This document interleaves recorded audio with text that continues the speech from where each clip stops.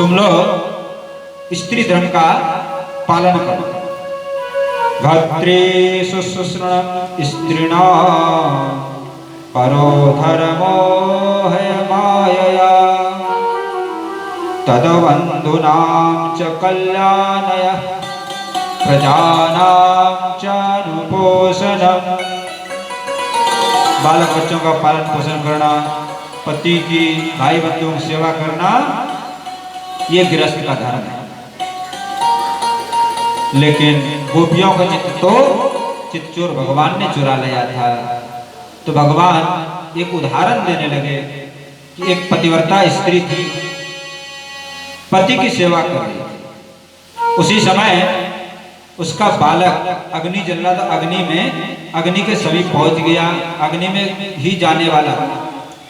अब उस पतिव्रता स्त्री ने विचार किया कि क्या करें, पति की सेवा छोड़ें या बालक की रक्षा करें। लेकिन विचार किया कि पति की सेवा ही श्रेष्ठ है। तो पति की सेवा में लगी रही।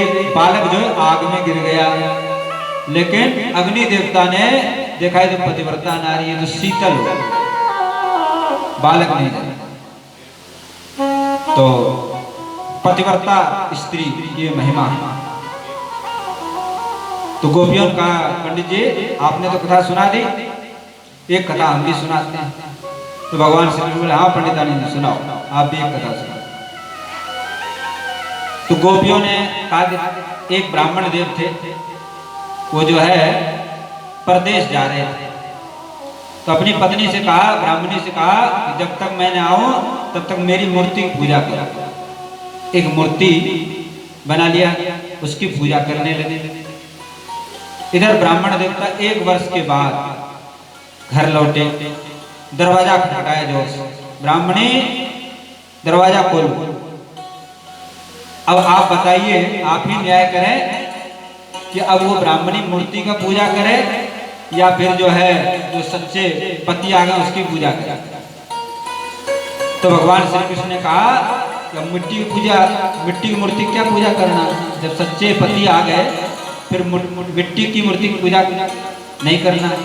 सब गोपियों ने ताली बजाई,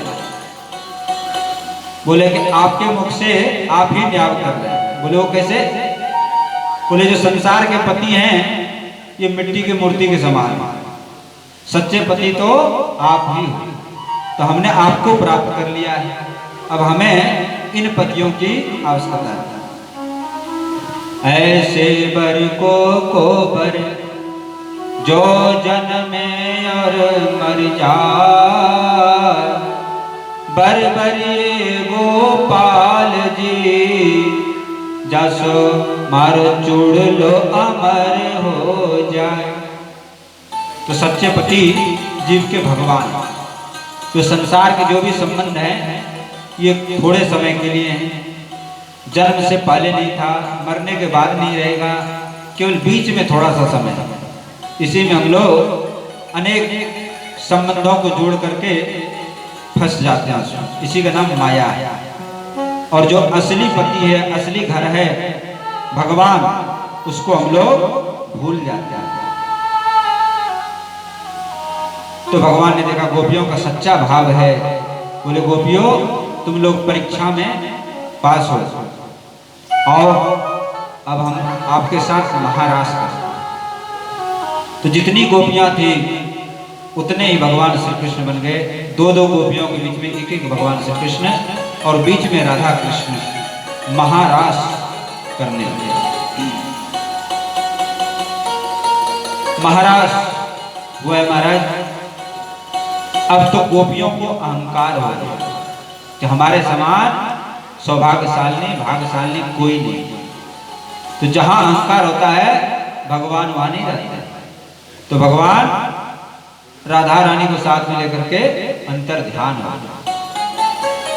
अब तो गोपियां व्याकुल हो गई, भगवान को खोजने लगी, वृक्षों से, पत्रों से, तुलसी जी से सबसे पूछने लगी कि हमारे कन्हैया को कहीं देखा है। लेकिन किसी ने कोई उत्तर नहीं दिया। तो सबने कहा कि भगवान कृष्ण की लीला का अनुकरण करो। एक गोपी जो है पूतना बन गई, एक कृष्ण बन गई। कृष्ण बने, गोपी ने कहा पूतना मर गई। फिर दूसरी गोपी ने कहा कि देखो इंद्र ने वर्षा किया है, कोप किया है, ओढ़नी अपने ऊपर उठा ली, गिरिराज्य धारण कर लिया। ऐसे भगवान की लीलाओं का अनुकरण किया, लेकिन फिर भी भगवान प्रकट नहीं है। इधर भगवान कृष्ण गोपियों राधा रानी को साथ लेकर के चले गए, तो राधा रानी का बेनी गुथन किया। राधा रानी को भी मन में अभिमान हो गया, हमसे बढ़कर कोई स्त्री नहीं है संसार, तो जहां अहंकार है भगवान वहां नहीं रहता। तो राधा रानी ने कहा मैं थक गई हूं, आप मेरे कंधे पे चढ़ा रहे हो। तो भगवान एक ऊंचे टीले पर राधा रानी खड़ा कर दिए, और जैसे राधा रानी चढ़ने के लिए तैयार हुई, भगवान अंतर ध्यान हो गए। अब तो राधा रानी भी मूर्छित होकर के गिर गई। गोपियां खोजते खोजते वहां पर पहुंची और देखा तो राधा रानी मूर्छित होकर गिरी पड़ी। उनको चेत कराया, फिर उसी जगह पर आए जहां भगवान अंतर ध्यान हुए थे, और वहां आकर के सभी गोपियों ने भगवान की प्रार्थना की, जिसको गोपी गीत कहा जाता है। भागवत जी भगवान श्री कृष्ण का विग्रह है, उसमें दशम स्कंद हृदय है, और 5 जो अध्याय हैं रास के, रास पंचाध्यायी, वो पंच प्राण है, और मुख्य प्राण है गोपी गीत। गोपी गीत पढ़ने का ये महत्व बताया गया है कि जो गोपी गीत का पाठ करते हैं उनको साक्षात भगवान दर्शन देते हैं। तो उसी भाव से कि हम लोग जमुना किनारे बैठे हुए हैं और भगवान श्री कृष्ण को पुकार रहे हैं, कुछ श्लोकों का हम लोग गान करेंगे। जयति तेधिकं जन्मना व्रज श्रयत इंदिरा शश्वदत्रहि जयति तेधिकं तीर्थतारका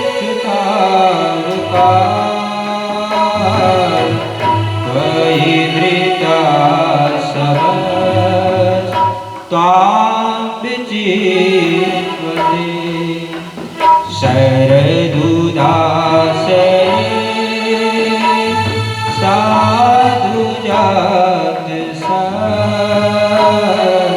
सरसी जोदर श्री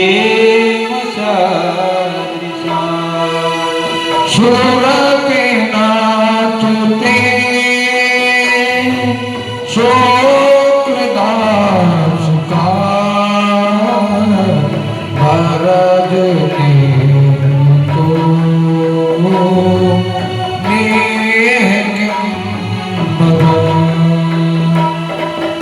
इस जनातया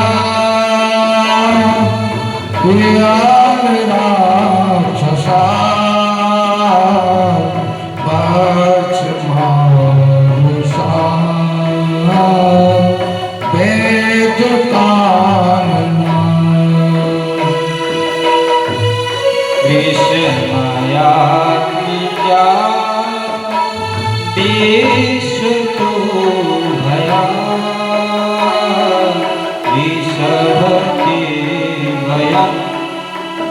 रचिता मोह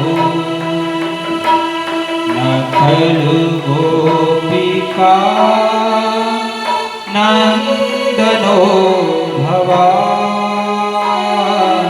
अखिल दीना मंतरात्मद्री विघ्न साथी को विष्णु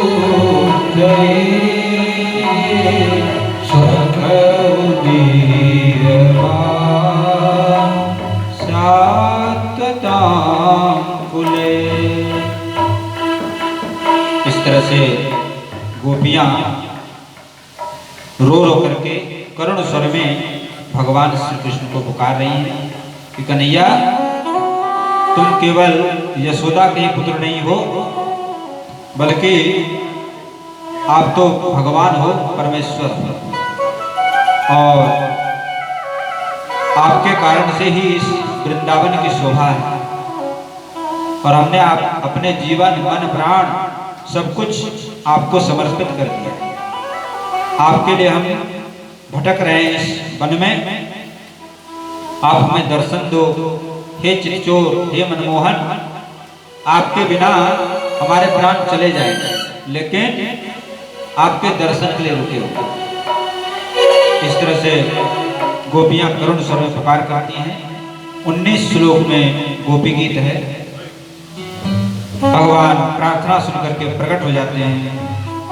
इति गोप्य प्रगायन्त्य प्रलपतंश्च चित्रधा रुरदु ससरं राजन् कृष्ण दर्शन लालसा तासामाविर्भुक्षोरि स्मयमान मुखाम्बुजः पीताम्बरधरः स्रववी साक्षात् मनमथ मनमथ। करोड़ों कामदेवों से भी सुंदर, श्याम सुंदर भगवान श्री कृष्ण प्रकट हो गए। सब गोपियों ने जो है भगवान के दर्शन किए, सब प्रफुल्लित हो गए, आनंद से सब खिल उठे। सबने उठ के भगवान का स्वागत किया। किसी गोपी ने भगवान के हाथ को अपने हाथ में ले लिया, कोई गोपी अपने आंखों से हृदय में उनको ले जाकर ध्यान करने लगी, कोई गोपी चरण दबाने लगी, इस तरह से कोई हृदय से लगाने लगी। बिरह व्यथा को समाप्त किया। जमुना पुलिन पर ओढ़नी बिछा दी, भगवान बैठ गए। भगवान से सब गोपियां उल्हाना देने लगी। श्याम सुंदर, मैंने तो सोचा कि आप बड़े प्रेमी हैं, दयालु हैं, लेकिन आप तो पूरे निष्ठुर दिखते हैं। अपने भक्तों को सताने में आपको बड़ा आनंद आता है। तो आप हम लोगों को छोड़ के क्यों चले गए? तो आप लगते हैं कि प्रेम का बदला चुकाना नहीं जाता। तो भगवान श्री कृष्ण कहने लगे, गोपियों, तुम लोगों का प्रेम का बदला वास्तव में चुका नहीं सकता। क्यों? कि तुमने मेरे लिए घर द्वार परिवार सब कुछ छोड़ दिया, मेरे लिए कुछ भी नहीं बचाया। तो तुम्हारे इस प्रेम का बदला मैं तो हजारों जन्मों में भी नहीं चुका सकता। और छिप इसलिए जाता हूं जिससे भक्तों का प्रेम बढ़ जाए, इसलिए मैं बार बार प्रकट होकर के भी छिप जाता हूं। इसके बाद भगवान ने सभी गोपियों के साथ पुनः महारास लीला किया है। और उस महारास लीला में भगवान शंकर भी गोपी रूप में पधारे हैं। गोपेश्वर महादेव रूप में आज भी वृंदावन में विराजमान है। बोलो गोपेश्वर भगवान की, रास बिहारी भगवान की।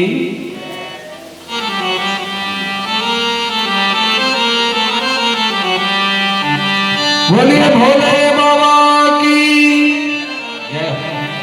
एक दिन वो भोले भंडारी बन के ब्रज की नारी रास में आ गए हैं, रास में आ गए हैं। एक दिन वो भोले भंडारी बन के ब्रज की नारी रास में आ गए हैं, रास में आ गए हैं।